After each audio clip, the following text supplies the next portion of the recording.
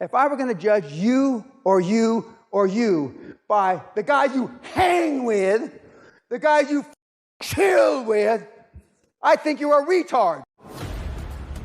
Bill Gates doesn't hang. Elon Musk doesn't hang. Warren Buffett doesn't chill. Henry Ford didn't chill. Steve Jobs, who I knew, didn't chill. I don't chill. Eagles fly alone. You hang out with monkeys, you become a circus. Most of you would be embarrassed to tell me who your 5 closest buddies are. You are who you hang around with. You're the product of the 5 people you spend the most time with. If you go out to the pub and watch sports bars and they're farting and belching at the pub, you and your mates, that's where you're going to be in 20 years. Belching and farting with your mates.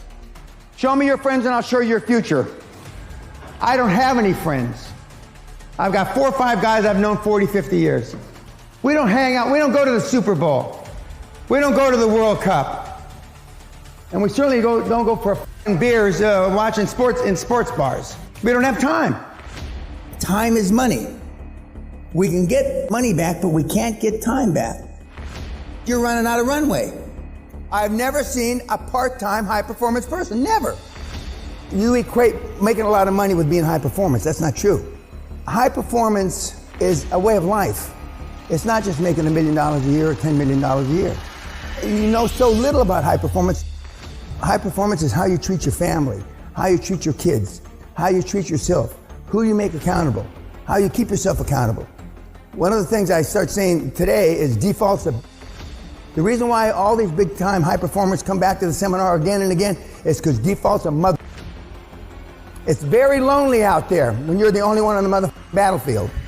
The movie 300, when those guys get chewed up by the Persians, and then they kill King Leonidas. But you're Leonidas, you don't have those 300 guys behind you. It's just you. Nobody's gonna be there to help you. But that's not an excuse. It can't be an excuse because as a high performance person, it is lonely at the top. When you're the founder, the chairman and or the CEO, or one of those titles, and you've taken one of these ideas, it will still be lonely. Self-esteem is the basis of all high performance. Self-esteem is built the first 7 years of life. You either have it or you don't. So what happens after you're 7? What the happened? Who are you around the first 7 years of life? Mommy, mostly. Sometimes daddy. Sometimes an older brother or a sister. And maybe a grandparent, right? What the hell do they know about building self-esteem? They don't know anything. If you want to build self-esteem, deal with people that have high self-esteem. You only have 2 times to make a first impression, right? 1, the way you look. And number 2, when you open your big mouth. So you can tear away your looks and your dress and you look professional and you open your mouth and you say something stupid. Self-esteem is what you really feel about yourself. Self-confidence is what you show others. And self-belief? Well, self-belief, these are all intertwined. Okay, if you really have self-belief, you have self-confidence and you have self-esteem. The self-belief is what it's all about. The world has become sophisticated. Political correctness reigns. And I'm here to tell you, in my humble opinion, there's nothing humble about me, that political correctness is a manifestation of lack of self-esteem. The world doesn't think much of itself, the people within the world, and that's why Gallup poll said in 2017 that 87% of the people on the planet are unhappy. I think it's higher than 87. With all the modern technology we have, and that's with everybody around doing this, they're still unhappy. 87%. What does that say about the 200,000 years that more or less we've been on this earth as humans? Not much. We're past it. 99.9% of over 7.5 billion people that are on the planet today are pleasers. You want to be liked. You don't want people to say bad things about you. People commit suicide because you're unliked, etc. on Facebook. If you want to be liked in life, you're going to have a hard time. You've been good to everybody in your life. You give them presents, you write them birthday cards and all this, right? How has it gotten you? How's your program worked out? It hasn't. You're still dirt poor. Or close to it. I've done none of the above. You're pleasers. Henry Ford, the first a pleaser, no. Elon Musk, no. Bill Gates, no. Warren Buffett, and I can go down the list. They all had one characteristic. They didn't care what you thought of them. You care about what people say about you. You care about what people think about you. What if you could accomplish in the world today if you weren't afraid of what people thought of you, said about you, whispered about you? What could you accomplish? A lot more than you've accomplished today. A lot more. Life expands and contracts with courage. When was the last courage type thing that you did in your lifetime? When was the last time you exhibited some courage? Some of you have to go back a long, long way. Some of you never. There are people in this audience that have never been spanked, never had a harsh word said to them by their parents, never got in a fight on the school grounds. I can't believe that. And you wonder why you are the way you are. Now, I'm not saying that being a high-performance person is beating the out of everybody, but it doesn't hurt. You're afraid. You're afraid of making a mistake. You're afraid of what everybody's going to think. You're afraid of looking stupid. And it's not what happens to us in life. It's how we react to what happens to us in life. That's the difference. But it's the action we take in spite of that fear that differentiates us. I got a D in public speaking in high school. I got an F in public speaking in university. F. But then I made over 200 speeches.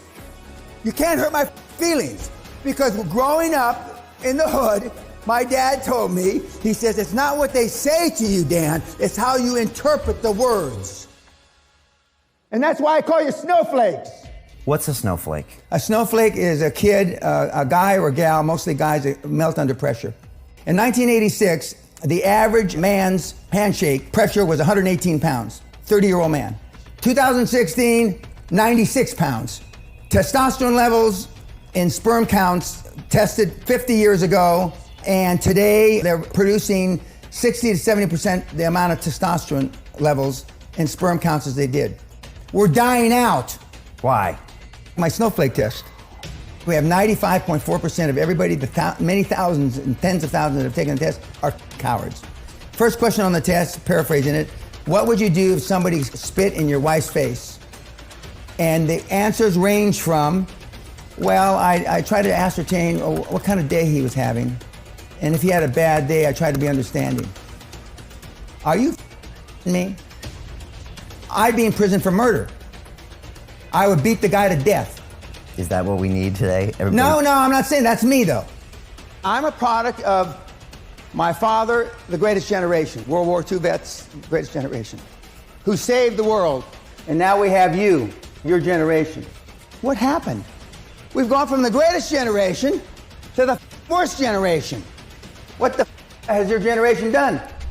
How have you saved the world? How have you enhanced anything? Why? Because kids are not programmed for success. Because your parents weren't successful. Kids don't do what parents tell them to do. They do what they see their parents do. I still work 60, 70 hours a week, and I don't even consider it working, and I haven't had to work in 35 years. There are times for wisdom, there are times for love, but there are times for strength, which supersedes all. It's easier to build strong children than repair broken men. Most of you have not attained material wealth because you've stayed in your comfort zone. Every family has an aunt, an uncle, a grandfather that went out and lost a family fortune, right? Uncle Harry, crazy Harry, he lost 20,000, 50,000, a million, whatever the number is. Well, that resonates in you, in your little pea brain. And then you hear another one. Your roommate in college, he's got an Uncle Harry. So pretty soon, the only input that you have is people losing their family fortune. That affects you. You then live within your comfort zone. You don't take risks. A turtle can only move forward when it sticks its head and its feet out.